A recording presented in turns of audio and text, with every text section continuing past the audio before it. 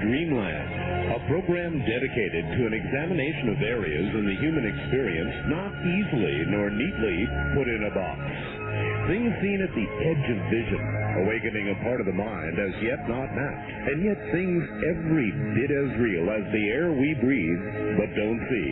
This is Dreamland. It absolutely is. Good evening, everybody. Another Sunday evening, another Dreamland underway. I'm Art Bell. Got an interesting show planned for you this evening. Linda Howe, an investigative journalist, an Emmy Award-winning investigative journalist.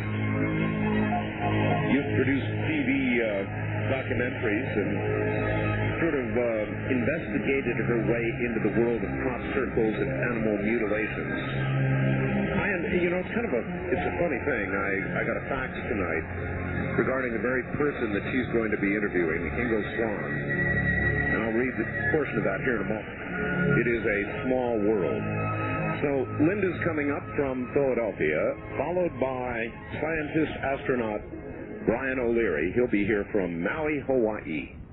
And I have good, very fond memories of Maui, where I once lived, for about 6 months. And so that's on tap for this evening. A couple of notes. Just that remote viewing is only 15% reliable. Only plus media this past week. Nobody knows the real story of remote viewing. The media has no idea what remote viewing is. The American public certainly has no idea. And so they're all getting off on this, look at the government spending, wasting money on psychic research. Well, it wasn't psychic research. It was threat analysis of this kind of stuff going on in the Soviet Union. And it was imperative at the time that threat analysis be undertaken. Everybody included from Congress for regularly for many years. Progress of our project and everything. And from your point of view, how strong and reliable was remote viewing during those Cold War years? We had to aim for 65% in order to be competitive with the other conventional forms of intelligence gathering, and we did achieve that. You would achieve 65% accuracy. Oh, yeah. Well, we wouldn't have been in business without. Yes, we had to become competitive, or compatible at least, with these other conventional forms of intelligence gathering, or we wouldn't have had a penny more. And if you could be that reliable, then why would there be at this point in the fall of 1995 the kind of release from the Central Intelligence Agency that has just come out that questions this and says it's only 15% reliable? I don't know. I can't,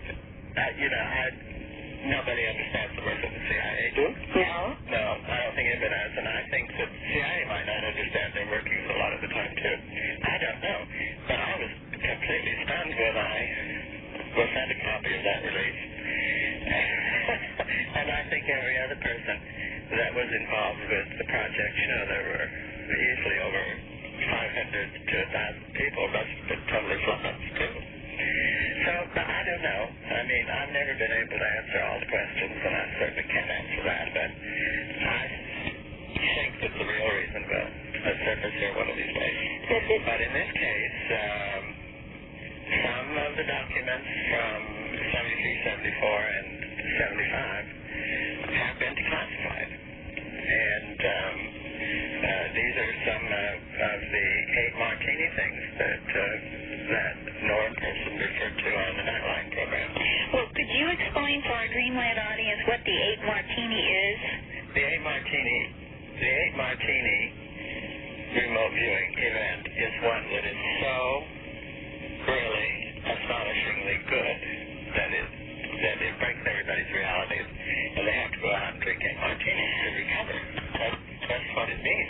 Did you ever have an 8-teeny remote viewing? Oh, yes. Can you give that again? Every time I've seen it happen with me or with other people, it's so amazing each time it happens. You never get used to it, Mm-hmm. and it just blows your mind. And the really good ones just blow you away. What would be one of your best? One of the best ones was probably the one of those that happened in 1973. After I said to the project at SRI that we would offer remote viewing as for testing by the sponsors, you know. So they shipped out a coordinate, and there was a big to-do about it. And it turned out to be, I thought that the coordinate was in the middle of the Atlantic Ocean. I said, there's only water here. And so Dr. Putoff, who was working with me, said, well, I mean, he said, well, there must be something around here. Look around and see what you can see. So sort of in the haze, I spied this sort of land sticking out. And I said, well, then there's a seashore over here. I'll go over there and look at that. So it turned out that this was an island. And I said, well, I can call it an island, but that's not enough data to show that this is, you know, that just an average guess that there would be an island here. So we decided that I should draw the contour of the island. And we didn't have paper big enough in this locked room we were in, so we had to put a lot of sheets together as I was tracing the shoreline of this island. And it's almost a perfect match for the island, which was Kerguelen Island in the South Atlantic. And then I put some buildings on it and everything, and they had some outhouses, which were sort of orange tents, and there was bird doo-doo everywhere. You know, the birds really loved this little island, so on and so on. And I said, some kind of research going on here. But it turned out not only was the contours really recognizable of that island in all respects, but that it happened to be a joint Soviet-French research installation. And when the gossip got out that their secret research station had been penetrated by a psychic, they protested. The French and the Soviets protested to Washington unofficially. That got into the gossip line too, so we were blown away. Well, how did they protest? In writing to the president? I don't know how they protested, but the phone call switchboard was writing out, oh boy, what a fuss you've made here. But you were that accurate. Well, I mean, you know, if you look at it, you can say 65% very easily, and more, actually. And this is before our project got classified even. That's been published in the public domain. So that was the first one that really blew us away. Not only because of the remote viewing and the quality of it, but because of the repercussions and the impact it caused.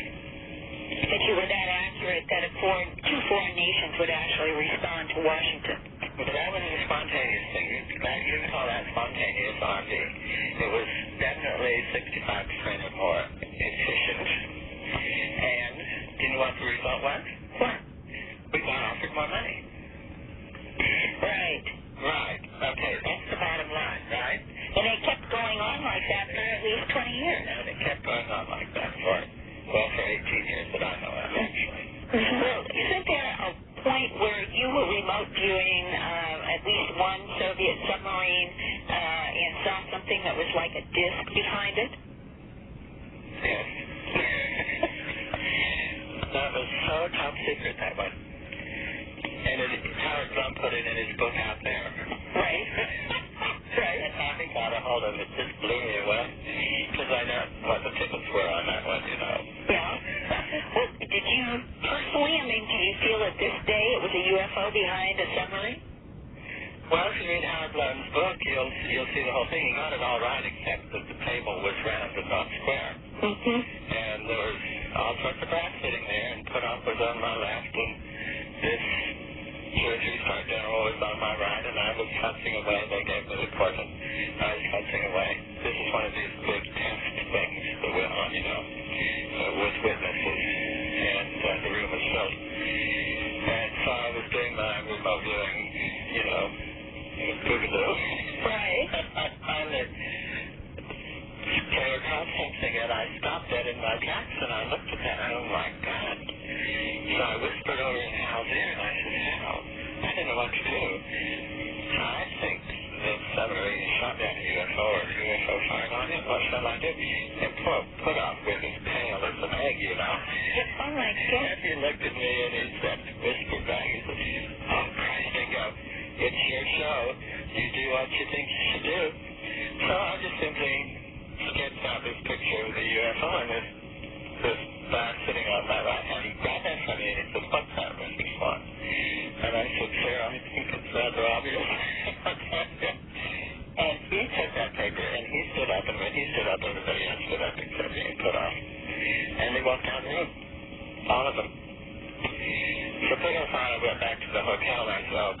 blown the program, so we went out and got drunk on margaritas and things like that. But back then it's all right. So 3 days later, put us on a call. The call said, okay, how much money do you want? Wow. Did you ever see anything like that disc again in any of the other remote viewing sessions you did? No, but, well, not for the, none of them for the sponsors, but, you know, we did a lot of playing around in private work and things like that. And you encountered the discs and into this issue of a non-human intelligence? Well, this complicates this particular issue. I'll only say that I know we are not alone. Right. So, Art, there it is from the master teacher and the inventor of remote viewing that he has a different view on the reliability and the ability for remote viewing to work with other intelligence gathering methods to find some things that they might not have found otherwise. Sometimes the flow of my program scares me. I don't know how we do it. In other words, we'll open up on some topic during the week, and there you will be with something popping up right on Dreamland. That's incredible. Absolutely incredible. All right, Linda, as usual, we're way short on time. So let us have your address, contact number, fax numbers, date of birth, social security number, or whatever. Okay. I just felt that this was really important, and it was very interesting to hear right from the inventor's mouth. Me, Linda Howe, my address is Post Office Box 538, Huntingdon Valley, Pennsylvania. The zip code is 19006. And I do keep confidences on names for anybody who wants to communicate with me. My fax number is area code 215-491-9840. And the 800 toll-free number for information about my books and documentaries that have focused on investigations of the animal mutilations, crop circles, the human abduction syndrome, government knowledge, cover-up, all of that. The number is 800-707-9993. That's 800-707-9993. And I always look forward to hearing from our viewers. There are some amazing stories out there. Well, you're still back in your TV days, unless they're staring at the grill of the radio. Listeners and viewers. Yeah, there you are. All right, Linda, a wonderful right-on-the-money report, and, boy, there's a lot to think about out there. Good. Thank you, Linda. Thank you, Art. Take care. That is, of course, Linda Howe, and generally, I think she hates me to say this, but she is the leading investigative journalist, we'll put it that way, into crop circles and animal mutilations. All right. Because Hawaii and Dr. Ryan O'Leary. Doctor, are you there? Yes. Hi, Art. How are you doing? I'm very well indeed. Thank you. I spent 6 months on Maui. It's a beautiful place to live.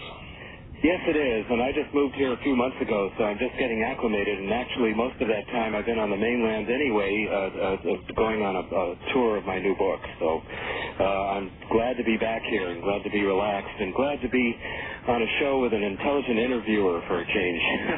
That's very kind of you. I take it you've heard the program. Oh, yes. Well, I was on Area 2000 a few years ago, so I remember the interview very well. Well, you're also able to hear it there in Hawaii. I don't know if you knew that or not, but it's on KHVH. I didn't know that. Oh, yes. You can hear it right there. At any rate, so you were an astronaut, eh? Yeah, that's that's certainly an impressive credential. I was in the astronaut program in 1967 and 68, and that was just, of course, that was during the Apollo program. And I was appointed to go to Mars. I had just completed my PhD work at Berkeley about Mars, and I was selected as an astronaut to go to Mars, and then cut it out from the program, and when that happened, I before you sort of disavow that, though, well, you know what I'm interested in? Well, I disavow it relatively speaking because my whole life has been intensive research over the last 10 to 15 years on the paranormal, UFOs, free energy, and stuff. Oh, but I know. That will fill the bulk of our Okay, we're going to get to that, but what I want to ask you about is that magic moment, if you can remember way back when when somebody notified you that you were actually going to go to Mars. Now, obviously then you thought, hey, I'm going to go to Mars. What was that like? Oh, it was exhilarating, and it was really quite a process to be selected, too. Alan Shepard was on the interview committee, and he said, would you submit to a hazardous two-year journey to Mars? And I kind of hemmed and hawed a little. I said, well, I think I would, but I don't know whether my wife would like it. Yes. And did you go home and ask? Like that for an answer. So then he said, you'd better want to. And I said, yes, okay, that's fine. So you didn't go home and ask your wife first? Well, you see, that of course, those were the days of the right stuff. I had crew cut. I was a fresh PhD from Berkeley, and it was those were the good old days in Apollo. It was a time to be there because NASA in those days had a vision, a purpose, and a goal. What about now? No, I see a lot of these federal agencies, NASA, the Department of Energy, the DOD, and the CIA, and all these secret agencies as being more and more bureaucratic dinosaurs that really have to do with the realities that are unfolding around us. What do you think happened to our vision, Doctor? We did have a vision. I mean, Kennedy inspired it. We're going to the moon, and then we were going to go to Mars, and now, we barely even can get excited about putting up a shuttle. I know. It's very sad. It's very sad to see the loss of vision, and I think it was because Kennedy was murdered, and it was his vision, and so it just kind of floundered. It just kind of died. Other politicians like Johnson and Spiro Agnew and Richard Nixon tried to stimulate some interest, but by then the peak interest had waned. So many things wrong with our country now, Doctor, that not having a goal, not having a vision, used to unify us as a country, and we just, the biggest goal for most people now is to make it to Friday. Absolutely. I couldn't agree with you more, and that's when I started to get out of my box when I was on the faculty. It was interesting, your introduction, you said facilities at Cornell, Princeton. I was actually in the faculty. I was a professor in each of those universities, but when I was at Princeton in 1979, I myself had a remote viewing experience. I heard the interview with Ingo Swann. It was most interesting. And it just totally violated my paradigm at that time. Well, here I was in the physics department of Princeton being a proper, mainstream, materialistic physicist. Yes. Why don't you tell us about it? Are you willing to tell us about that? Sure, I'll tell you a little bit about it. It was, I was sitting opposite a total stranger. It was the last day of a training or a workshop. This one happened to be LifeSpring. And it was my first experience at trying out some of these exercises to get a person into a state of and blissful meditation. Mm-hmm. And so that kind of prepared me and got me into a state. And I started to, I was sitting on a total stranger who gave me the name of a man, his age, and the fact he was from Allentown, Pennsylvania. And I was supposed to have this person guest. I started talking about him. This woman, who was the total stranger, knew the man very well. So I started describing him, and I said he was a journalist and meteorologist, and he liked to spend a lot of time on Maui and lost his wife by death, all of which happened to be true. So at that time, given my worldview at the time, my perspectives, at first I was exhilarated, but when it was Monday morning and back to work as usual at Princeton, I recalled that my colleagues would love to chatter about claims to the paranormal being pure bunk. So I began to realize that, hey, these weren't the folks for me to share this information with. And somewhat ironically, right around that time, Robert John, who was the dean of the School of Engineering at Princeton, started his experiments on psychokinesis in the basement of the engineering department. And he told me what he was doing, and I didn't tell him what I was doing, but I was off to workshop and start to have these different experiences, and I started to explore these realms beyond normal materialistic science, and that's what really started to open me up. Are you at all privy, by the way, to any of the results you obtained in that area? I've always been very interested in psychokinesis. Oh, yes, and in fact, that's another thing in your introduction I want to elaborate on a little bit is that I've done a trilogy of books, and I call it my New Science Trilogy, and the middle book is called The Second Coming of Science, and I devote a whole chapter to the landmark research of Robert John, and that's spelled J-A-H-N, Robert John, and and Brenda Dunn and their colleagues at Princeton University. And their work basically, it started as building up a database on people's influences on random event generators. And these are electronic boxes that spit out binary numbers, zeros and ones. And they're designed to run randomly. The zeros and ones are generated like about 100 per second randomly. And then an operator goes into the laboratory and attempts to influence the results one way or the other. And these are a number of different controlled trials where they would get results. And what they found was that virtually everybody that went into the laboratory, you don't have to be an Ingo Swann to do it. It's you and me and anybody else can actually influence the random event generator and a somewhat repeatable pattern. To what degree? That's personalized, that is matched with a person's own identity. I understand. To what degree? What is the best they achieve? Do you know? Well, you mean the mind over matter effect, about 1 part in 5,000, but I can elaborate on that story and talk about filtering techniques to amplify effects to as much as 1 part in 5. But at any rate, if you just take the data cumulatively, you find that in the trials where people attempt to influence the results, you do get results. And sometimes it's opposite of intention. But the point is it's non-random.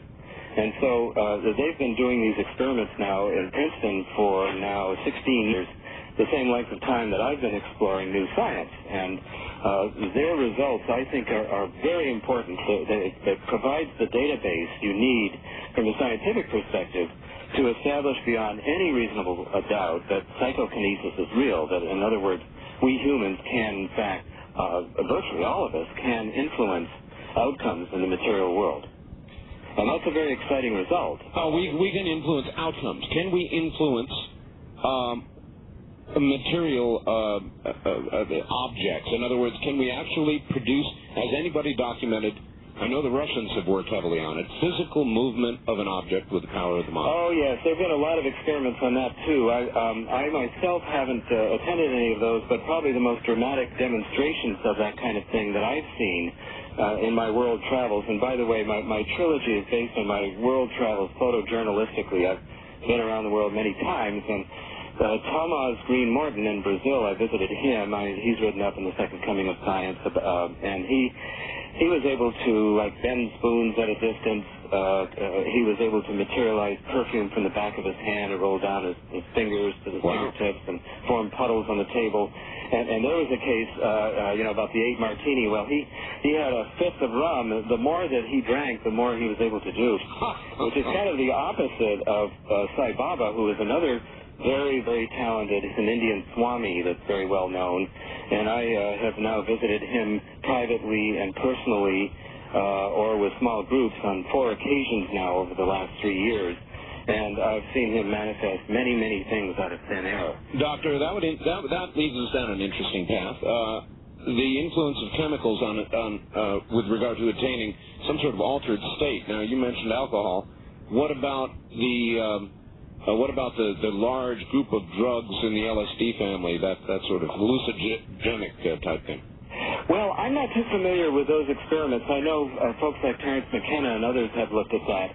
But I know that in some instances it can elevate one's psychic abilities. And by psychic abilities, I mean any number of things like psychokinesis, teleportation, remote viewing, and all of these other phenomena that involve the mind-matter interaction. Fascinating. That's a brave statement to make. A lot of people wouldn't make it. Now, would you say these things, and did you, when you were on the staff of these academic facilities? Because obviously not. It's one of those situations, it's just like the UFO phenomenon itself. The more you look at it, the more you realize there's something to it. And most scientists, the people who call themselves scientists, are so smug as to sit in their armchairs and deny evidence that's very obvious. Well, John, you have to go to some effort to observe it, and in my case, to go all the way to India and see Sai Baba and be able to get in to see him personally, which was in itself a miracle. Well, John Mack has spoken out at Harvard, and you know what happened to him for that. Oh, yes. Oh, gosh, I'll tell you, I really feel for John. He's a good friend and close colleague, and I was at Princeton before I started to come out of the closet in these matters. fortunately, so I didn't have to suffer the heat that John Mack has had to suffer.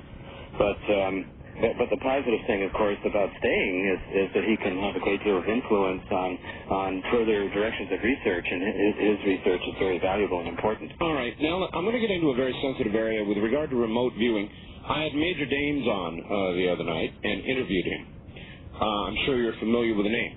Oh, yes. SciTech. Yeah, that's SciTech. That's correct. And then I had another doctor on following him. Both of them said the same thing. Major Dames, only a very quick reference to it. But there's been some experimentation with remote viewing, and those in it say they have contact with non-human intelligence. What do you know about that? I don't know about the SciTech work, to be honest with you. I haven't researched that. No, not specifically. I just meant as a general rule. Have you also heard this?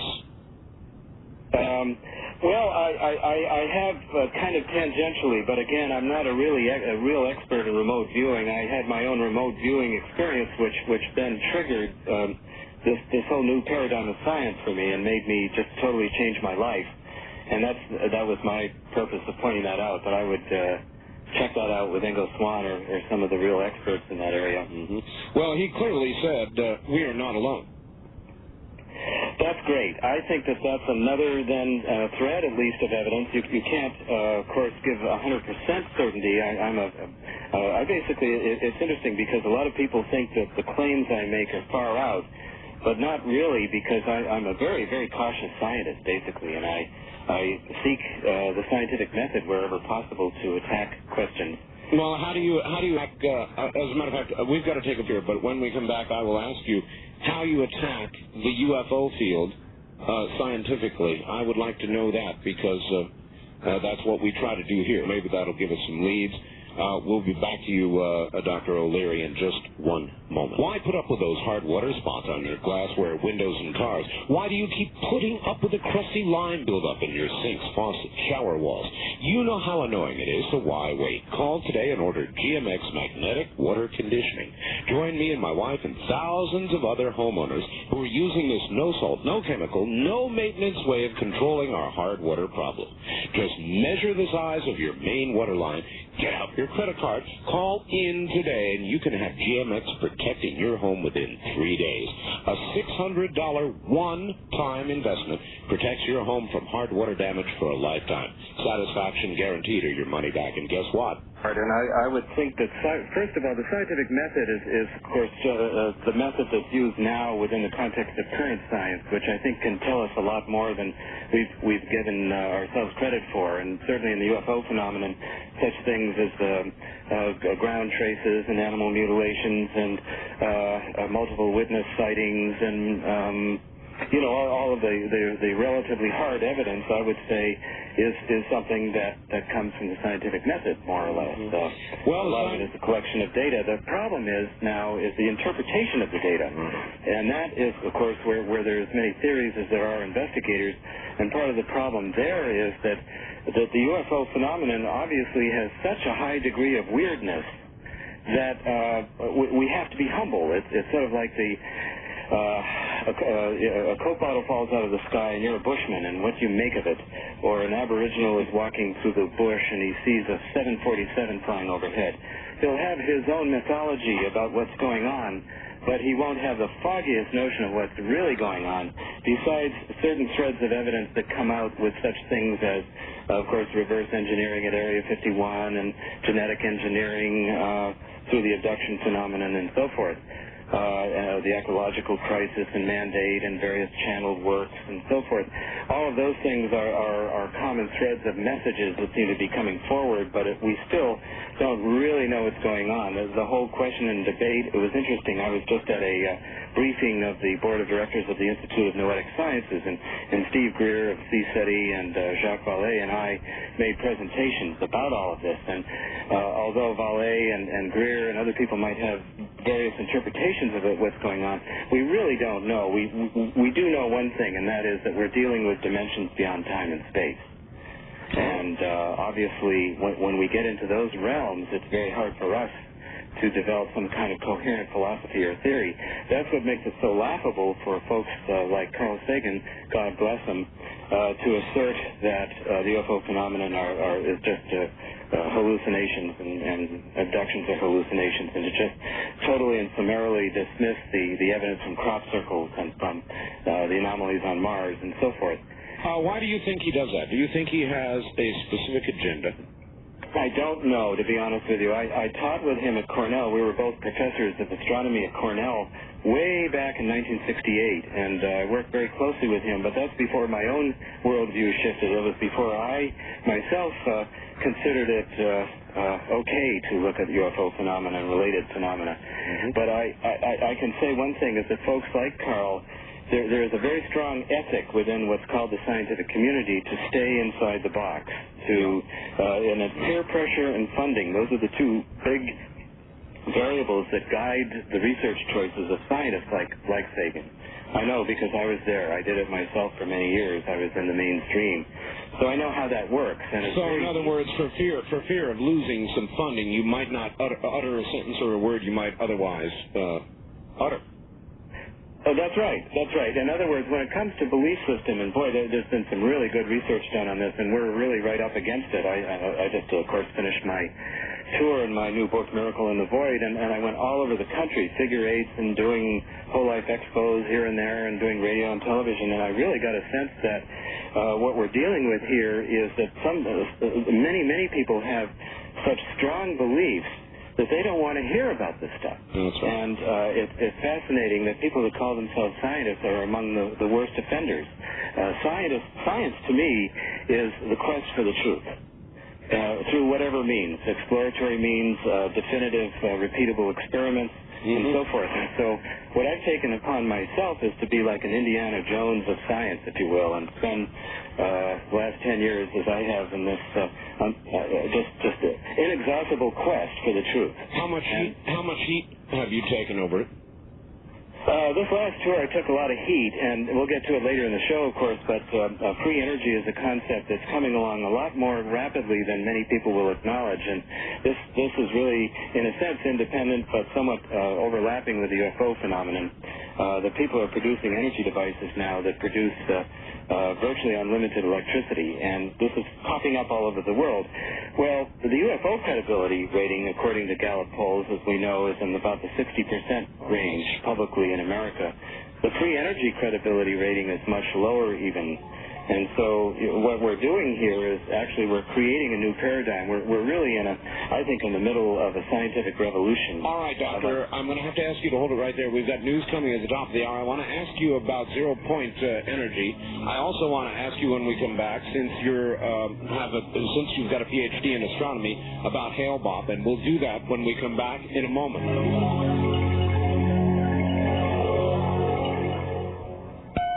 Now. And Dr. Brian O'Leary. Doctor, can you tell us anything at all about this comet, this Hale-Bopp? Well, no, Art. I wish I could. It sounds like some of our questions are mismatched, but that's okay. But I can make some recommendations of people for you to interview about that.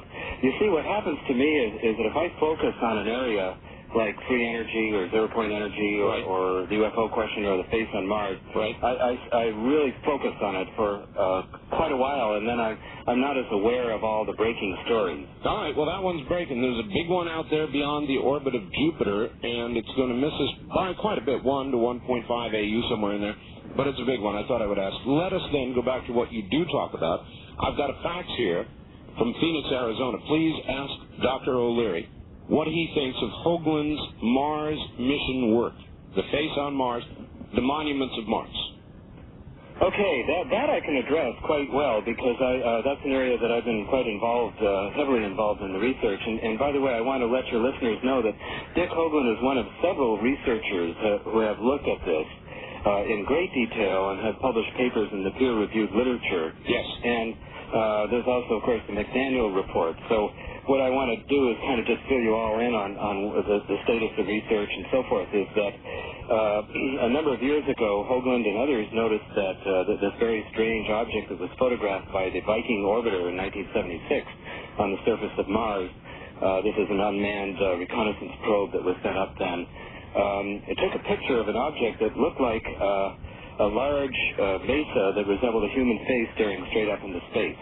It's about a mile across and quite large and looks very sphinx-like, almost with a headdress. And when the scientists first looked at that, and I know these people very well because I was involved in the Mariner missions myself as a scientist at JPL and so forth, that these people, because the possibility that it might actually be an artifact just was so totally alien to the world view of the scientists that were present, after a little nervous, self-conscious laughter, that looks like a face, they pronounced the object being nothing but a pile of rocks that just resembles a human face, just like sometimes you look up in the mountains around Dreamland there and see faces in rocks. But as the sun changed its angle, Vince DiPietro, a researcher for Goddard Space Flight Center, and Greg Molinaro noticed that there was a second picture in another orbit that showed the face at a different sun angle, and it was still very face-like. Yes. And so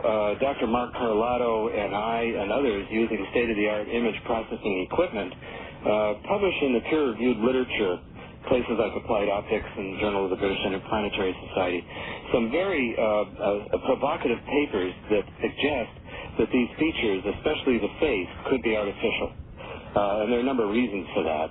One is that the three-dimensional structure of the face is very face-like. And so this caused a very interesting controversy. Some of us banded together and wanted to influence NASA's decision-making in the Mars Observer mission, which was launched 3 years ago, which would have provided much higher resolution pictures of the face, to have them target the face as a high priority. Right. And that simply didn't happen. And well, as a matter of fact, my understanding is, Doctor, that they fought it tooth and nail. In other words, they did not. They specifically said they would not go back and look at it again, and that seemed odd because they didn't have any other things that looked like faces on Mars. Yeah, there was a political process where they were in denial for a while, and then were provoked into saying, "Well, okay, we'll look at it," but then. You see, one of the ironies of this is, of course, when Mars Observer, two days out of orbit from Mars a couple of years ago, when it was coming into Mars, totally lost the signal. So we got nothing. Correct. And, of course, there have been allegations that perhaps NASA actually did get pictures but was covering them up, and other allegations that, well, maybe there's some alien activity around Mars because Phobos 2 of the Soviet Union also failed when it got to Mars. So there are a number of speculations, but that's the realm of speculation. The realm of solid research suggests very strongly that these objects are artificial constructions, and if they are, obviously this is an extremely important element in the whole search for extraterrestrial intelligence. And the fact that NASA has been stonewalling this through the years was very eloquently stated in a report by Professor Emeritus Philosophy Stanley McDaniel at Sonoma State University, and he wrote what's called the McDaniel Report. And he looked at what scientists call philosophers call the epistemology, fancy word that basically means how do we know what we know, behind investigations into these features. And he became very surprised to find that the responsible outside investigations that some of us had carried out through the years were in the peer-reviewed literature were certainly far more solidly based scientifically than the allegations against and the ridicule, the obfuscation, the propaganda issued by NASA and by Carl Sagan on these things. Carl wrote an article in Parade magazine. He seems to like to do that. In this particular one, a number of years ago, one of the pictures of the face appears to have been doctored from its original version, which really, this really gets me concerned because these are the people I used to work with, and I thought scientists were totally honest in their approach to scientific questions. Richard Hoagland's work is based on something that he calls tetrahedral physics. Now, have you examined that? Have you looked at that? I haven't, to be honest with you. Each of these subjects could take a scientist months to do, so I have to make my choices, and it's very difficult to do so. I do know one thing is that Dick Hoagland, I admire his work a lot. He's an excellent speaker, and I think he has a lot of very valid points to raise. However, sometimes arguments based on geometry or latitudes and that kind of thing, I think need tighter criteria to pin it down, if you know what I mean. All right. Well, then let us skip then quickly to the moon.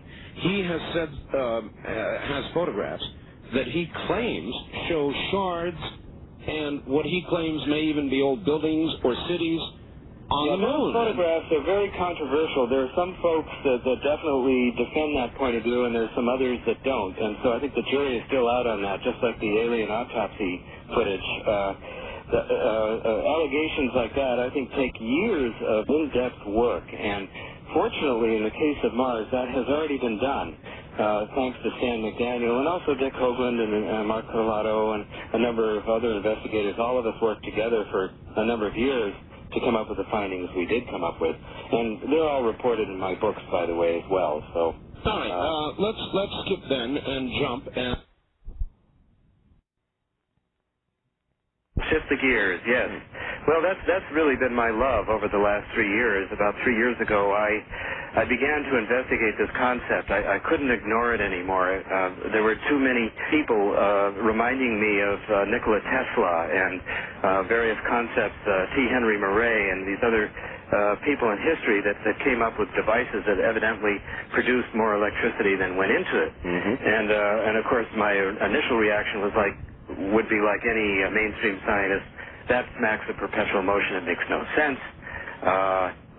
That's bunk. And so I said, well, okay, I'm just going to spend some time at this. And so I first visited with Thomas Bearden, very talented researcher on these questions, and I began to find that 19th century physics going into the 20th century went in a kind of a strange direction because a lot of physicists had forgotten what was called the scalar term, or a term in Maxwell's equations of electromagnetics, to kind of bring this down to earth.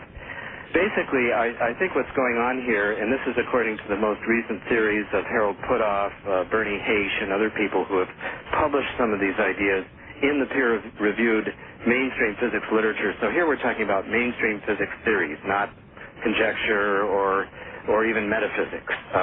And what Puthoff and others have come up with, and what I've already come up with myself, virtually independently of that, as well as physicist and Apollo 14 astronaut Ed Mitchell and a number of other people. A number of us have been working on this question for a number of years, and we're all coming together speaking the same language, and it's really good news. And basically what it is, Art, is that the vacuum of space and all of time and space is flooded with an all-pervasive electromagnetic field called the zero-point field.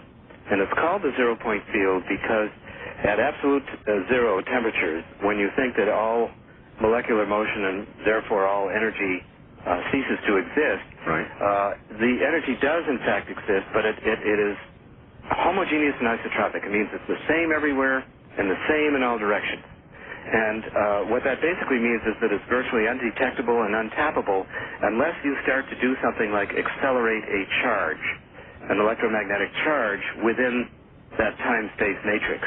So to make a long story reasonably short, people have been coming up with devices ever since the time of Faraday in the 19th century that have magnets that are located on wheels that are spun up at a certain threshold RPM, and lo and behold, because of the acceleration in the circular motion of the magnets, they interact with the zero-point field and create anomalous amounts of electricity. And these things have been observed in the laboratory for a number of years. But now the technology for rotating magnetic wheels, cold fusion devices, which many of us believe is a form of zero-point energy, solid-state devices, a number of electrostatic devices, Tesla coils, and so forth. What I discovered was that not only is the theory palatable, it's absolutely necessary. In other words, one has to hypothesize that this field does exist and that these are the conditions for which you can tap that energy. And the energy is virtually unlimited. It basically, I think another way of saying it is that it comes from dimensions beyond time and space and totally floods all of time and space. All right, Doctor. Well, 1 cubic centimeter of it is enough to evaporate all the oceans on the Earth. Doctor, is the second law of thermodynamics invalid? Well, within the context, and again we talk about boxes, if you talk about, remember now the laws of thermodynamics are based on systems that are in, quote, equilibrium. Mm-hmm. Okay, and non-equilibrium thermodynamics becomes very, a very sticky wicket for those that want the universe to be simple.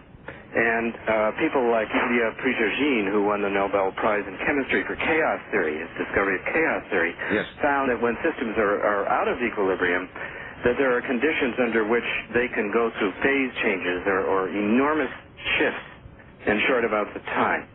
And some of these ideas that Prigogine has come up with, John Archibald Wheeler, a Nobel laureate physicist who also hypothesized the zero-point energy field, because a lot of the concepts of quantum theory must depend on the existence of the field. There's now an emerging consensus among those mainstream physicists who've chosen to look at the question that this field does in fact exist, and is therefore the underlying principle for a number of things like anti-gravity propulsion, non-linear, non-Newtonian motions that you see in the UFO phenomenon, and it just explains a whole host of different phenomena. But the good news about all of this is that it can also solve our energy crisis and stop the greenhouse effect. All right, stop there for just a moment. We'll be right back to you. My guest is Dr. Brian O'Leary. We're talking energy. We'll be right back to Maui, Hawaii, and Dr. O'Leary. Doctor, you're saying that some of that was pretty technical stuff, and yes, I have to confess, yeah. All right, so what you're basically telling everybody is there is a way here on Earth or in space to draw on a source of energy that is literally everywhere. And have you seen such a mission, such a device, demonstrated to actually produce more energy out than it takes in? Yes, and by that I mean it's like the second law of thermodynamics, which is a box that circumscribes in other words, the assumption is the system is in equilibrium. Well, likewise, these objects actually are objects that tend to interact with the zero-point field and extract a very tiny fraction of that energy. And so in a way, in the larger sense, using a bigger box, and of course Dreamland is about getting out of the box. That's right. In the bigger box concept, then it's possible, because this is simply a previously unacknowledged source of energy that's been lying in potential. It's like a big reservoir waiting to be tapped. But we just have to know how to do it. Well, I have seen a number of machines worldwide, and this has really astounded me, Art. I think, and now when I got into my third of my trilogy, this was 3 years ago, and I got into this subject, I thought I was going to have an easy time of it and just go around and take pictures of inventors around the world and do a photojournalistic report, which is what my new book is all about. But what happened to me was I saw so many of these demonstrations. I saw one in India, Paramahansa Tiwari, for example. He has an N machine. This was originally invented by the former MIT man who's now in New Zealand, Bruce De Palma. Well, at any rate, Tiwari is the chief project engineer of the largest nuclear power plant construction project in India, and is a very high-up government official there, is a PhD physicist, and has won all sorts of prizes. He's a brilliant man, and the Indian government allows him in his off time, and he's going to have more off time in another year when he retires from the project, to develop free energy. And so he's developed his own N machine, actually a couple of them, and very dramatically demonstrated to me the concept by basically he accelerated a wheel with magnets on it to a certain threshold revolutions per minute, and at that point enough excess energy was coming off so that you could unplug the motor, and then it runs as a generator, indefinitely generating electricity. Now, the only hitch is in this particular machine, he has to turn it off after a while because it overheats. You see, we're not at the commercial prototype stage in some of these technologies, although that's beginning to happen rapidly too. And there are all sorts of professional organizations starting on this whole thing. This technology is much further along than you would ever imagine.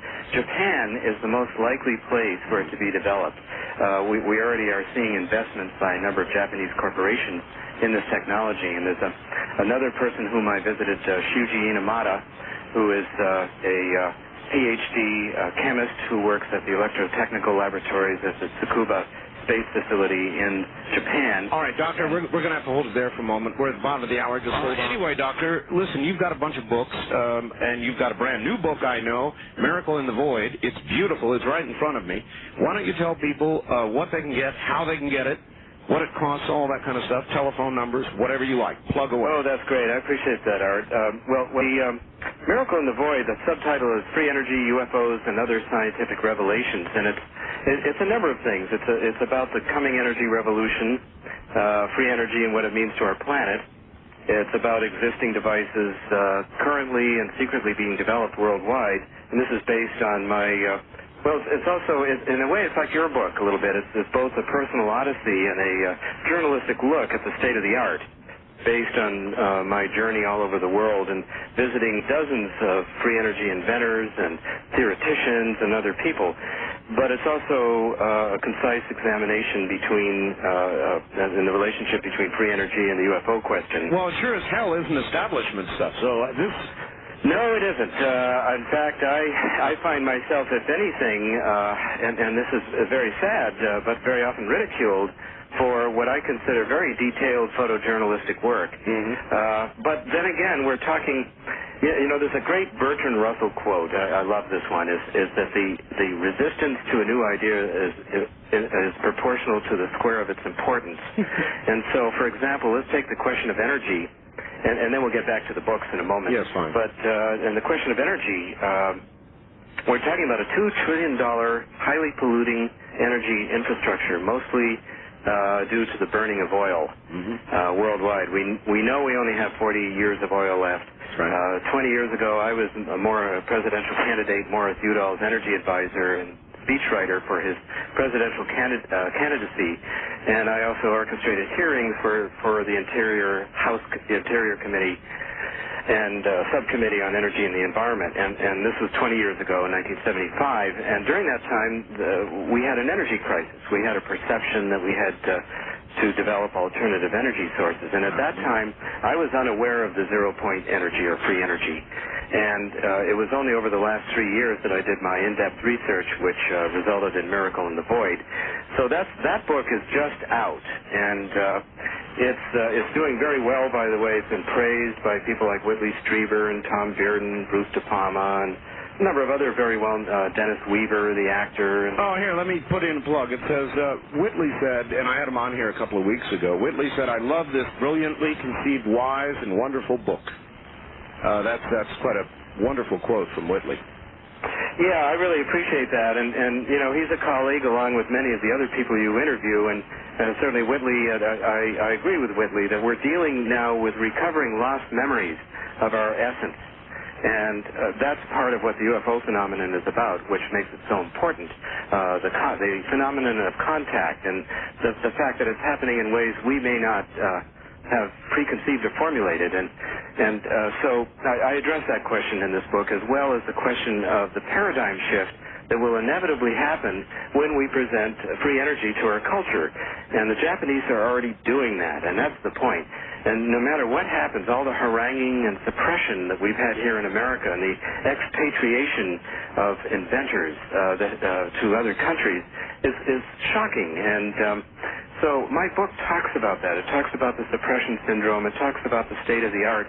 And it talks about my own personal grieving process in a way, because, there are a lot of folks out there like Lone Eagle, God bless them, but people let their fundamentalist beliefs sometimes run up against the stop here, and obviously the government itself and Sagan and so forth. We can't put energy on that. We have to look at these technologies as they emerge, and they're obviously going to change the world so profoundly, and that's what really I got into as a personal experience, and I found that culturally virtually everybody is suffering from a severe case of denial, and that their belief systems being violated is something that most people or many people find untenable.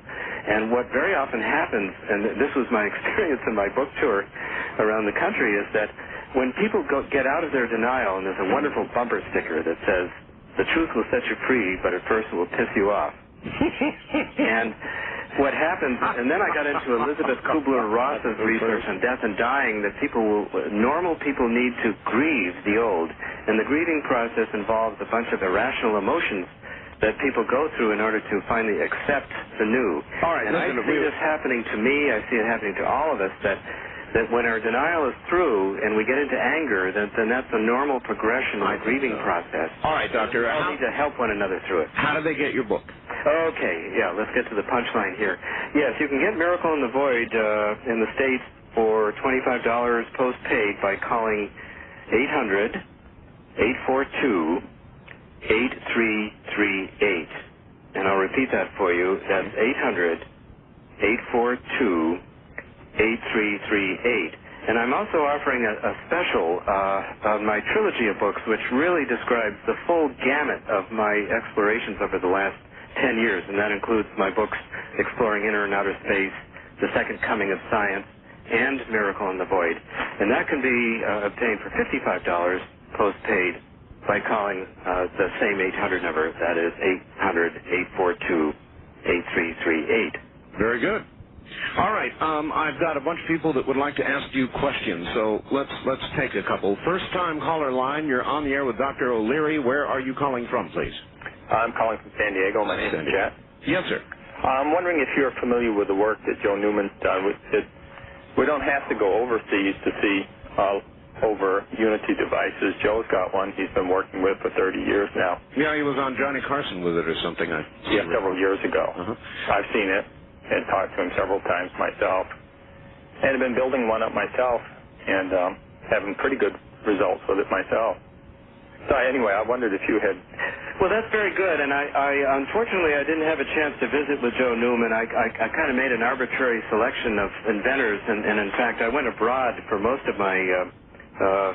because I think there's more action offshore here in this particular question. But, that's what he was saying, though, that you don't really have to go offshore, that Mr. Newman has claimed for I don't know how long now that he's got such a device. Yes, and there are a number of people out there, and what I did was I picked about 12 to 20 individuals that I really focused on, like, for example, the Canadian inventor John Hutchison, who's come up with a solid-state device, which I think is perhaps the archetype of a device that we're going to have in our homes that will replace our fuse boxes and circuit breakers and internal combustion engines. And this, I think, is going to happen very soon, like within a few years, because the Japanese, you see, while there have been developments here by folks like Joe Newman and all of the others, and I really give them tremendous credit for their pioneering work in the face of a very suppressive and non-supportive environment. But what's happening now abroad, and especially in Japan, is the people like Inamada that I referred to earlier. He's being funded by Toshiba Corporation to develop a superconducting magnet system. And you see, this is now, what's happening right now is different from a few years ago, and that's what my explorations revealed to me, and what Miracle in the Void is all about, is that, hey, this technology is not only one that has been developed by isolated inventors here and there through the decades, but this is going like gangbusters, and some of us have even founded a professional organization called the International Association for New Science, and we've had now 2 symposia on new energy, and we're going to have a 3rd one in Denver on April 27th to 29th.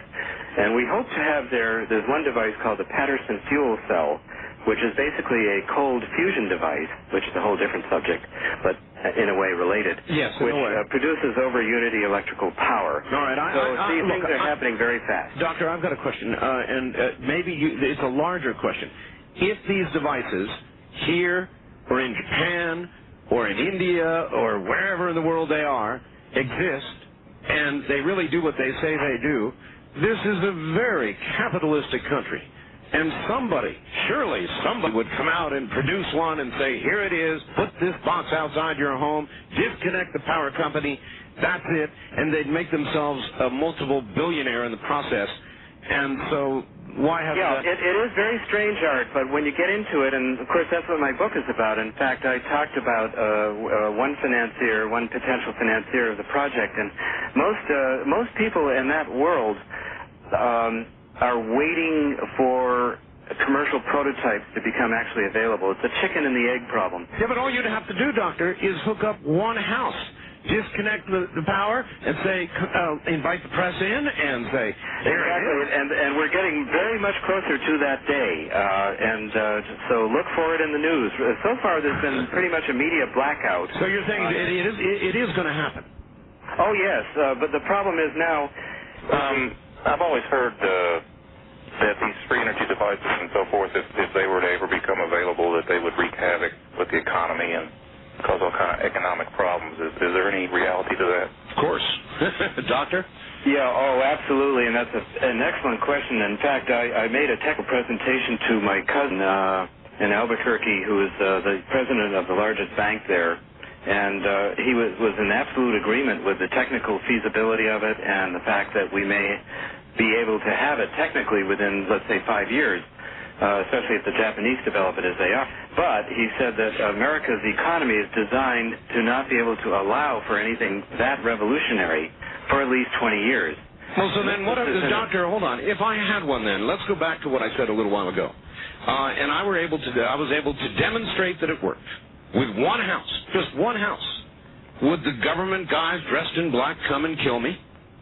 No, I don't think so. See, I think the genie's out of the bottle, and that's what part of my research for Miracle in the Void was all about, was I found that there were just untold hundreds of inventors worldwide, many of whom are coming up with research devices that are like preludes to commercial prototypes. And 2 or 3 people have already come up with commercial prototypes. So we're right on the verge of an explosive technological revolution here. And so the real question is economics, and I think that's an excellent question. I know, but the problem, Doctor, is that people are killed every day for hundreds or even in the low thousands of dollars. We're talking about literally trillions of dollars here. That's correct. So what that means from my point of view is, you see, I looked at the ecological questions too, and there's some very alarming news about the Earth. One of it is the possibility that we're already into the greenhouse effect, and that's what's causing a lot of the local weather and climate extremes that are beginning to take place. Do you believe if that were the case, then we're going to have to convert from a fossil fuel economy, energy economy worldwide. You know, we have tripled our oil consumption since 1975 when I worked with Mo Udall, and that's not good for the Earth. And I think most of us at some level realize that. So in a way, it forces the issue of economics, politics, and all sorts of things. It's like a Pandora's box. It's like the UFO question, and that's why I studied the 2 questions in my new book in parallel, because I see the two are very related, not only in terms of technology, but in terms of the influence on us philosophically, economically, spiritually, and so forth. All right. Let's try to get one more in here. Wildcard line, you're on the air with Dr. O'Leary. Hi. Hello, this is Bob in Wichita. In Wichita, yes, Bob. Hi, Bob. When I was in California, Bruce DuPont was on the radio on KPFK with Roy of Hollywood, and I got to talk to Bruce, and I sent for the literature, which cost $20 at that time, and I'm fairly well versed in reading and all that stuff, and some science, and I could not decipher what the text was supposed to mean. Are you familiar? You know, part of that is, I guess, the problem of science and translating the concepts of science to the general public. Yes. I do everything I can, and I know you do too, Art, to interpret scientific information so it's understandable to the layperson. Well, all right, but Doctor, I asked you earlier to give us an explanation of how this works, and you did to some degree, but I didn't quite understand still how we get around the second law of thermodynamics. The way to get around it is, first of all, think of the system as a larger system, and that there's a concept here than anything involved in the laws of thermodynamics. And then that makes it not a law, but a law under only certain circumstances. And that includes equilibrium, thermodynamic equilibrium, which is a condition which simply doesn't apply to the universe as a whole. Well, that makes it more like a regulation than a law. Yeah, it's a regulation under a limited set of circumstances. It's a limiting case of reality, just like Newton's laws are a limiting case of reality. And so, yeah, it applies over a range of circumstances here on the Earth, but it doesn't hold the whole universe in its grip. And a number of Nobel laureates have pointed that out since the explication of that second law.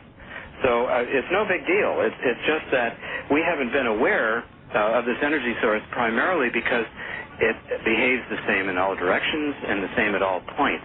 So it's very similar to the problem of trying to weigh a beaker of water underneath the surface of the ocean. Oh, there's a good parallel. That's a very good parallel. Doctor, stand by. We're at the top of the hour. Relax. You've got about 7 minutes. My guest is Dr. Brian O'Leary. From an area near Dreamland, this is Dreamland.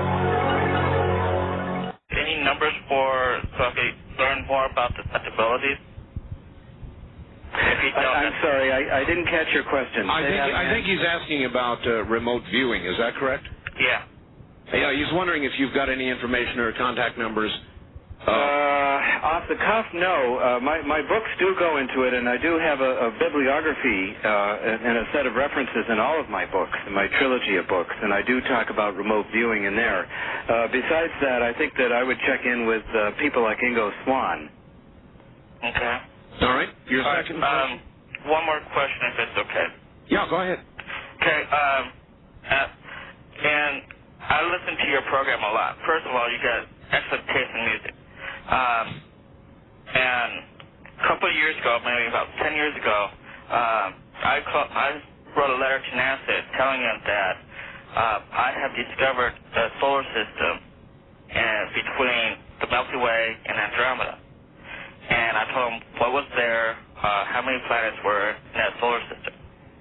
And 5 years later, they write to me and tell me that they have found them. Huh.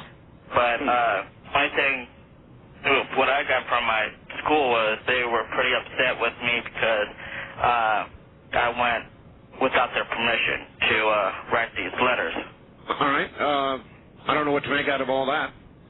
Well, I think, anybody with new ideas, whether they turn out to be proven or not, or let's say corroborated by others, and that's part of the scientific method, by the way, is that if somebody has an idea and it's confirmed by somebody else, then that becomes very powerful. And that's why when I describe what I consider to be a truth, I really mean it. It has plenty of evidence from many, many different directions, just like in the UFO phenomenon. So I would say just go with the idea and present it to various people, and if it's corroborated. But any authority figure that tries to put you down, I wouldn't let that get in my way. I haven't so far. All right. East of the Rockies, you're on the air with Dr. O'Leary. Hello. Hello there. Going once, twice gone. Wildcard line, you're on the air with Dr. O'Leary. Hello. Hi, Art Bell. Great show. Thank you. Just one question for your guest or comment is that the industry would be really happy to have the free energy device because it would help reduce their costs quite significantly. And although I can see the utility industry going against that, there's many industries that would be in favor of it. Mm-hmm. For example, the automobile industry, and they just could use a lot of energy. Maybe you could comment. I'll hang up. All right, thank you. Yeah, it's the eternal question. I don't understand it either.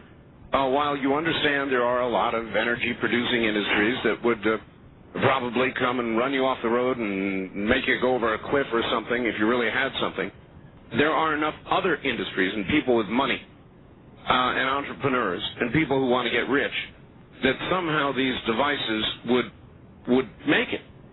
Yes, well, I'm very optimistic about this, Art. I think that they will, and I think that they will be made in Japan. I would love this country to wake up. Why not here? Because for whatever reason, and this has been going on, as we know, for a number of years, and it's getting worse and worse as time goes on.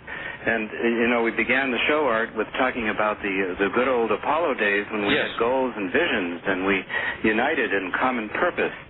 And right now we have two very big cosmic questions that are on our platter. One is the question of extraterrestrial or interdimensional intelligence, and the other is the question of supplanting our polluting energy infrastructure and creating a clean Earth through the use of some of these new energy technologies. By the way, do you have a favorite of the two theories?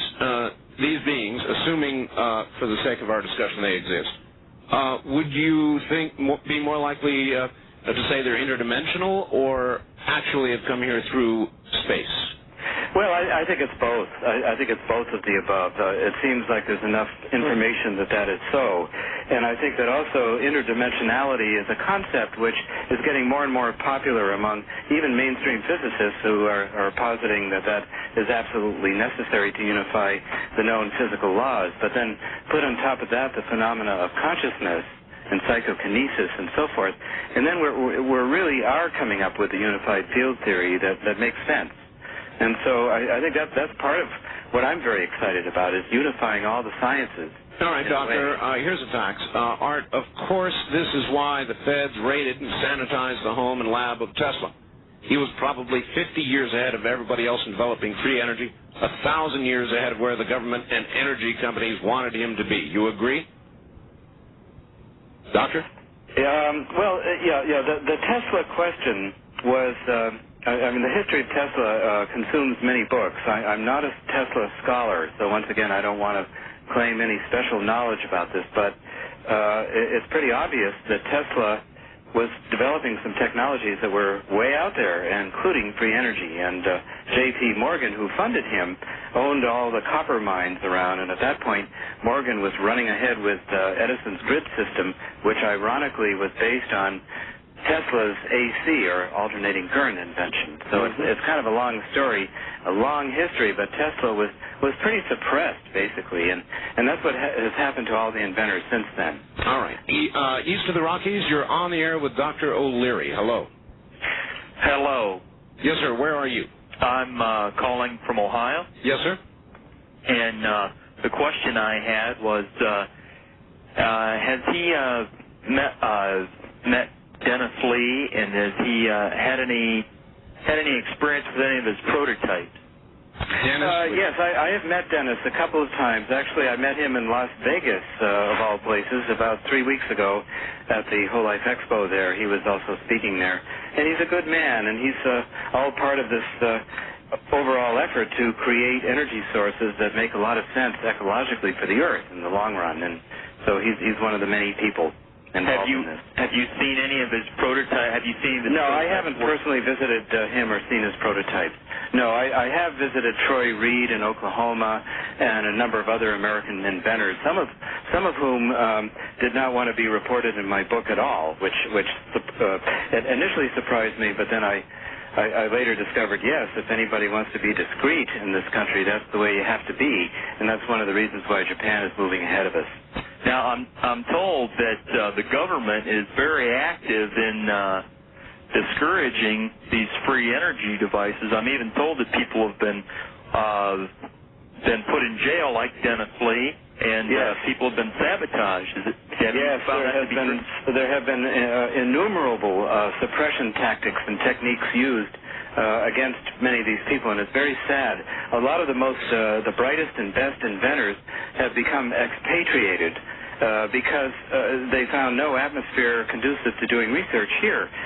For example, Bruce De Palma, the inventor of the N machine, former MIT faculty member and free energy inventor, is now in New Zealand. He had to leave the country pretty much because there really was no support for his work here. That's absolutely... There are a number of other people, Pones and Fleshman, who developed cold fusion at the University of Utah in 1989. They're now in the south of France doing their research, being funded by a Japanese consortium. Well, that's absolutely depressing. I mean, as an American, I find that depressing. Yes, and that's why I think a show like this is a great way to start to get the word out and say, hey, we've been asleep. And yes, there have been media blackouts on this, and I know that, and many of the rest of us do too, but we have to network and get this into the system. All right, west of the Rockies, you're on the air with Dr. O'Leary. Hello. Yeah, this is Fritz from Phoenix. Hi, Fritz. Doctor, do you recall back in September '89, there was a tremendous UFO landing in Voronezh in Russia? Back there in September on a playground where the children saw UFO land and the entities came out. Yeah, I read the news reports. I haven't done any detailed investigation of that incident. And, of course, the whole Eastern Bloc of UFO researchers went over there to check it out. And when the media asked the researchers how they can be so certain it was a UFO landing, their answer was, yes, we did it with bilocation. So bilocation is the Russian word for remote viewing, and they were way ahead of our time. Yeah, that's a very good point, and I noticed that in the news clipping. And indeed, yes, the Eastern Bloc countries have been doing research on these kinds of things for a lot longer. On the other hand, there's so much leapfrogging going on in research in general in the areas of consciousness, not only remote viewing, but things like the power of prayer, or of being able to amplify mind over matter effects, such as Bob John discovered at Princeton, to be much larger. There was a group called Spindrift that came up with some results that were very great. Let me ask in other words, the ultimate technology from all of this is being able to create our own material reality. Doctor, right, okay. Well, let me ask this question, Doctor. Do you think ultimately, with the Earth's problems, ecologically and so forth, that our answer will come from the hard sciences, or do you think it will come from the parapsychological world? How about that? Well, I think it's certainly not the hard sciences such as we know them and have limited them. Although there are some hard scientists now that are going out on a limb. I'm one of them. It's quite a journey, and it's a bridging journey, so I think it's both of the above. I think that the UFO phenomenon is leading to the unraveling of the greatest mystery of our time. And I don't want to divert, but I also remind me, Art, that I want to share with you some up-to-date information about what's called the Starlight Coalition, which is a group that's attempting to get the government to release UFO information ASAP. Well, it would sure be fun to have you and Dr. Sagan on the same show. Oh, yeah, that would be most welcome. Would you enjoy that? Yeah, I'd be very pleased to. That'd be a fire... I don't know whether he would be. It'd be a fiery session. It'd be fun. Anyway, East of the Rockies, you're on the air with Dr. O'Leary. Hello. Yes, good evening, Art. This is Rick from Springfield, Illinois, and I have to agree with your guest. I think your show is very important. I've followed you from 3 states in the last 6 months, and I've been able to catch you wherever I've moved from. Thank you. You've been talking about a paradigm shift, and I think that Richard Hoagland is working on an incredible paradigm shift. He's trying to get a privately planned mission to go to the moon, unmanned mission to the moon. Right. And if his theories are about the objects on the moon were to be, in people's living rooms on pay-per-view, that would create a paradigm shift. And I was just wondering what your thoughts are on that. All right, Doctor? Yeah, I would say that Hoagland's scenario is one of many, many parallel scenarios, any one of which might trigger the others. All right. And that's what's so exciting about our time. All right. And I don't know whether I necessarily support that as the initial triggering event, but we are in for a paradigm shift, and my trilogy of books amply describe that. The evidence is just so abundant. I think that's the good news. The bad news is that this chaotic transitional period is very queasy. It's almost like we inhabit these two realities at once. All right. Hold it right there for a moment. We'll be right back to you. For several months now, we have been literally preaching to you. Dr. O'Leary, back to the phone lines for a second. East of the Rockies, you're on the air. Hello. Hello there. Goodbye. West of the Rockies, you're on the air with Dr. O'Leary. Hello. Yes, I'm calling from San Diego. San Diego. Yes, sir. Yes, can you expand on the sayings of what Neil Armstrong spoke about a few years back about the universe? And can you tell us about the new comet? I would. Well, we already asked about the comet, but with regard to Neil Armstrong, Dr. O'Leary, he has made so many statements that seem sort of halfway out on a limb. There are things that we will discover that will boggle our mind, and he said these kinds of things at the White House from an astronaut who's been there. What do you make of Neil Armstrong?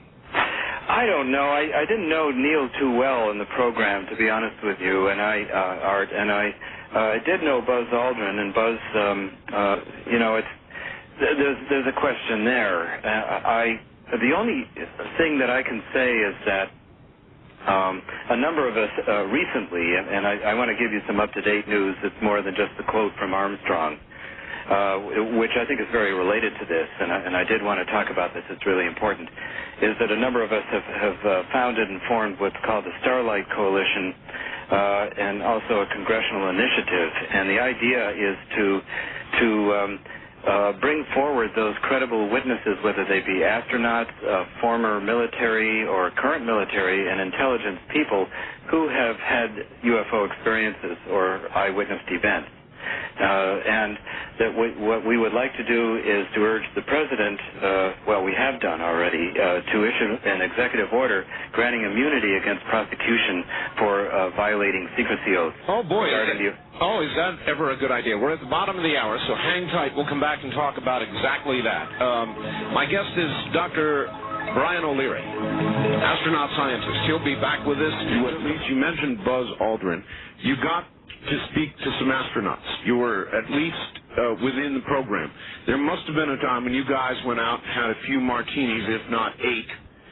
And was there ever a time that one of them who had been there told you anything about seeing things that they would not otherwise talk about? Doctor? Are you there? Oh. The doctor seems not to be there. Well, it's an interesting point to have lost him, isn't it? Doctor, are you there? Well, as usual, it looks like we've lost the doctor, so we're going to have to try to get him back on the line. Be patient, everybody. This is a fairly normal occurrence. Every now and then, the phone company simply dumps us, and I don't know what causes that. I have no way of knowing what causes that, but we'll try to get him back. Usually it's when we're ready to talk about something very critical like this. Makes one a little suspicious.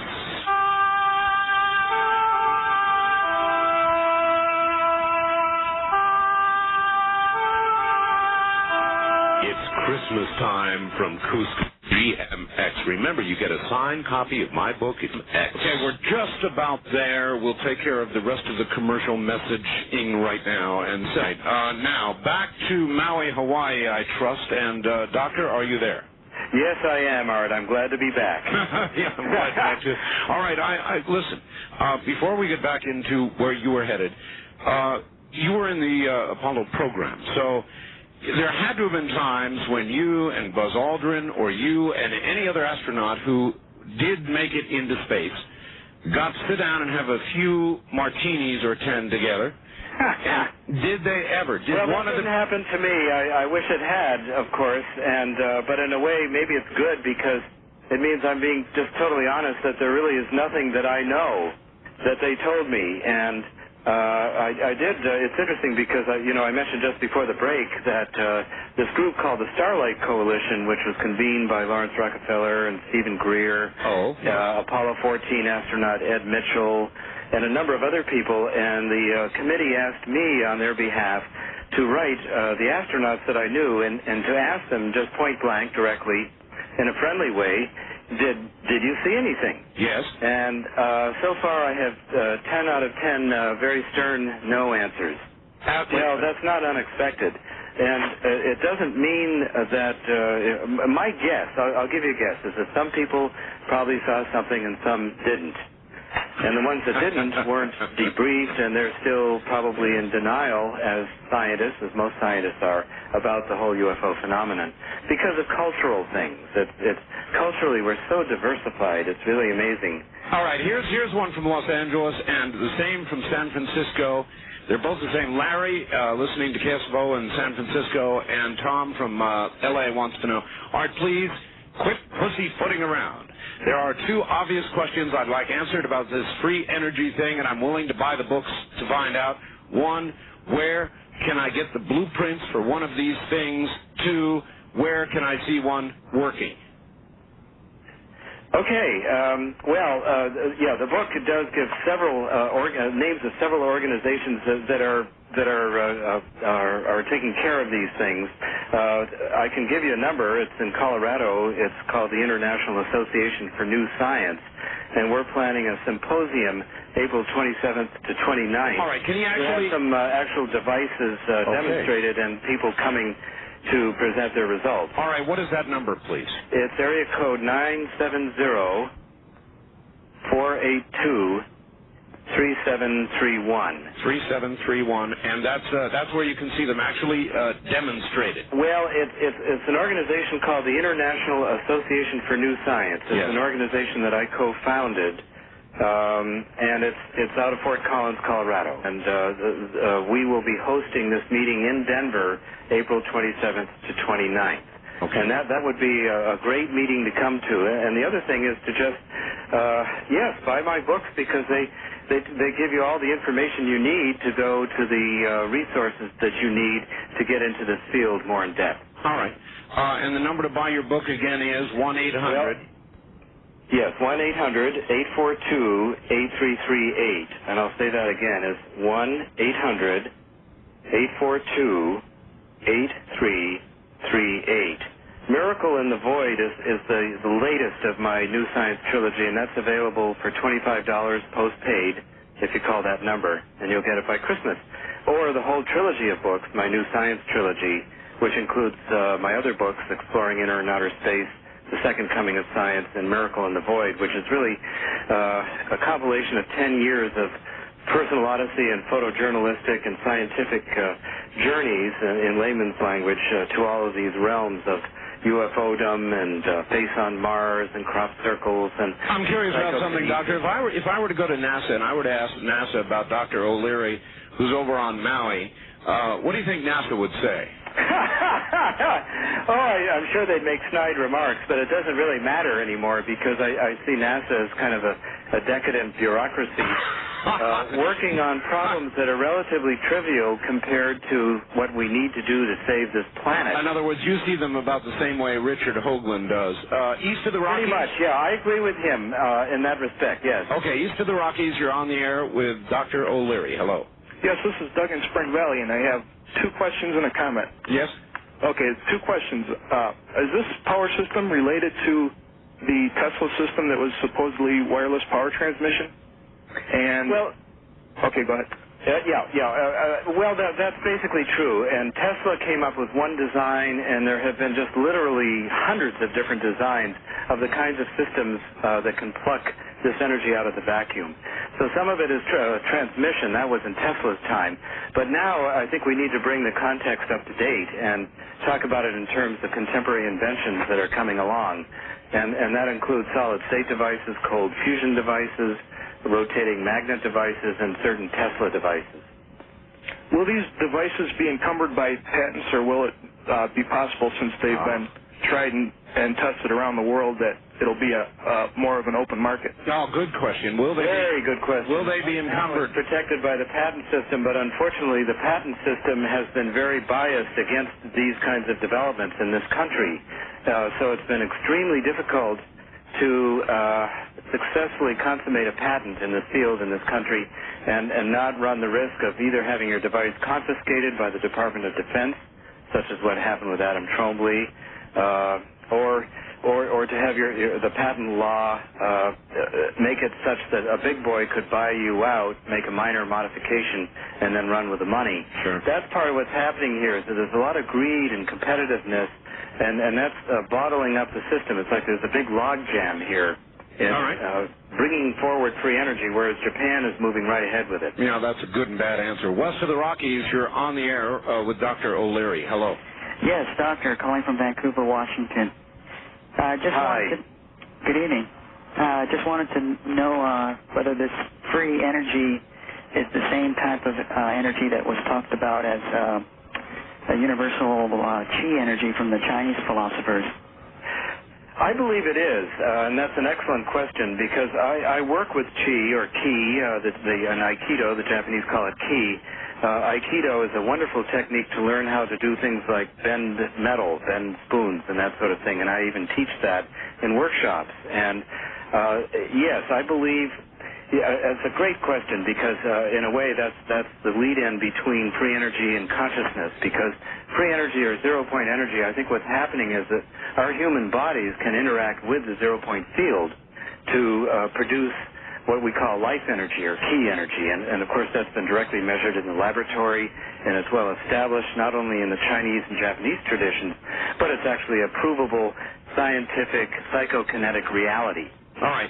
East of the Rockies, you're on the air with Dr. O'Leary. Where are you calling from, please? This is Dave in Illinois. Hi, Dave. Hi. Art, you did an interview roughly a month ago with Wayne Green. That's right. And he seems to publicize a lot of these things. I was wondering if there was any connection between your guest tonight and Wayne. Well, do you know of Wayne Green? Yes, I know of him, and we exchange our magazines, and I respect, or not magazine, my books for his magazine and his books, and I respect his work a lot. I think that we're all like pioneers, sometimes lonely, attempting to bring in a new paradigm, because, boy, do we ever need it. We need it for the Earth, and as I said before, I think Wayne's ideas are truly revolutionary, and a number of other people. The government, such as it is now, is not really helping us move into this new era. It needs vision and needs leadership, and we, at the very least, in terms of science and technology, need a free energy research and development laboratory. Well, we are truly rudderless in the what was it they had with Bush, President Bush, the vision thing. We don't do the wild thing. It's 702-727-1295. Okay, first-time caller line. You're on the air with Dr. O'Leary. Hello. How you doing? I'm doing fine. All right. Where are you? I'm calling from Minneapolis. Okay. I talked to you a couple weeks back when we did those compass readings. Yes. The reason I'm calling is because I heard something disturbing from a friend of mine today. He has a close connection to someone who's part of the group that just got laid off from the Area 51 location down there. Yes. And what he told me is that this person was so disturbed at what was going on and being laid off and everything that they shared some bits of information with him. And what he told me was that they were not doing anything involving UFOs or with aliens, that they had no aliens down there.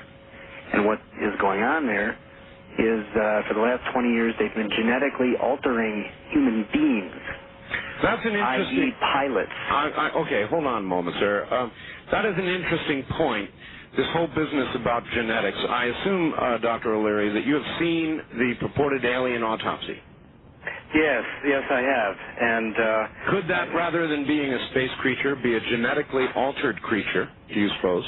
That's a possibility. I certainly wouldn't eliminate that by any means. We're really dealing with a very exotic phenomenon here, and obviously if you start to get into the data, the abduction data and so forth, you come up with a very strong common thread of genetic engineering that we as a species may have been genetically engineered. Now, this seems to violate our scientific, materialistic, and religious worldviews, but it seems to make sense, and it could be consistent with our spiritual and scientific tradition if we just hypothesize that we have a soul, and that soul is what's really important, and that we embody in these bodies, which are physically, just basically genetically engineered. West of the Rockies, you're on the air with Dr. O'Leary. Hello. Yes, I'd like to ask Dr. O'Leary if there's any connection with free energy and molecular nanotechnology. How are the two connected? All right, where are you calling from? I'm calling from Joshua Tree. Joshua Tree, all right. In California, nanotechnology, does that have application to the free energy? It might. I'm somewhat familiar with Eric Drexler's work, and I respect him as a colleague and a person that I had worked with in the past. Who has proposed nanotechnology. I think that that's just another way of saying that these are technologies based on very minuscule scales, and indeed free energy has to do with interactions with this zero-point field, which is really what the 19th century physicists call the ether, or that which precedes the manifestation of matter and energy. And there have been a lot of words used for this. Nanotechnology, I'm sure, would come into play with this. just like quantum theory. Quantum physics now, I think, is going to be useful in pointing out that, yes, not only is the zero-point field real, but the quantum theory itself and some of the paradoxes within it can be reconciled. And you ask an excellent question, and that's worth researching. All right. West of the Rockies, without much time, you're on the air with Dr. O'Leary. Where are you calling from, please? Yes, Bakersfield. Hi, Art. I just want to ask, did you get my tape in the mail? I did, yes. I sent it from Bakersfield. Yes, thank you very much. First-time caller line, you're on the air with Dr. O'Leary. Hello? Hello, where are you? Lexington. Lexington, Kentucky. Do you have a question? Do you have a question there, hon? I'm turning down my radio. Well, I was thinking about the nanotechnology thing. Yes. And I was thinking, well, when are they going to have that out and stuff? Doctor, the question is, when will nanotechnology start to become a physical reality? Do you have any thoughts on that? Well, again, I'm not an expert in this field, but my guess is that all of these technologies that are being discussed will fuse into a whole new science that will include nanotechnology, free energy, the interaction of consciousness with the environment so that we can create our own realities and interdimensionality. These are all things that are knocking on our door. And so it's more than just one area. These are all areas that I think will come together to form a new science, just as we come into the new millennium. All right. Maybe time for one quick one. West of the Rockies, you're on the air with Dr. O'Leary in Maui. Hi. Love to talk to you. This has been the most awesome week, and Dr. O'Leary just topped it off. I cannot even believe it. This is Jack calling from Reading. Reading. All right, Jack. Well, thank you, Jack. No problem. All right, Jack, I guess that's it. Just a compliment. Very nice. Doctor, we are way out of time. I'm going to give the number to get your book, your latest book, of course, Miracle in the Void, and your other materials, 1-800. Thank you, and good night, Doctor. That's Dr. Brian O'Leary, an astronaut scientist with a very long academic set of credentials, and all I can say to Lone Eagle is, you should be ashamed of yourself, Lone Eagle, after hearing all of this. I did not hear a lot of establishment there, and I just don't know how Lone Eagle did. That refers to an earlier fax. My book, The Art of Talk, is available.